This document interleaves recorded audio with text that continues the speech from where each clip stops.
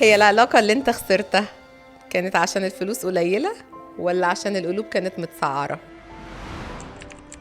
كم علاقة دخلناها وكان الأساس فيها إن احنا خسرنا العلاقة دي عشان الفلوس. واحد خطب واحدة وجا في النص قال لها أنا مش هقدر أكمل علشان خاطر أنا معيش أتجوزك. وناس دخلوا مشاريع مع بعض وهم كانوا صحاب وقالوا فجأة احنا مش هنقدر نكمل، هات فلوسي. لأ مش هعرف. طب خلاص احنا ما بقناش صحاب. الأهل اللي بتاكل الحقوق وعادي شايفة ان انت ما ينفعش اصلا انك تاخد الحق ده لمجرد ان هو شايف ان هو يستاهل الحق ده اكتر منك. الفلوس عاملة ايه فينا دلوقتي؟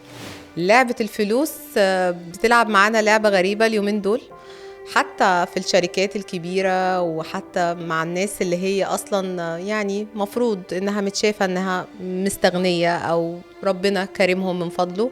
الفلوس دلوقتي بقت بتلعب في النفس بطريقة مش طبيعية. طب هي الفلوس هي اللي بتلعب في النفس ولا النفس هي اللي عايزة الفلوس؟ لا، السؤال هنا إجابته بتقول إن أنت النفس عندك فيها مش متزنة، فيها حاجة غلط، فيها حاجة عايزة تتظبط. أنت متارجت حاجة واحدة وأنت مش فاهم أصلا أنت عايز إيه. أنت عندك الغاية بتبرر الوسيلة.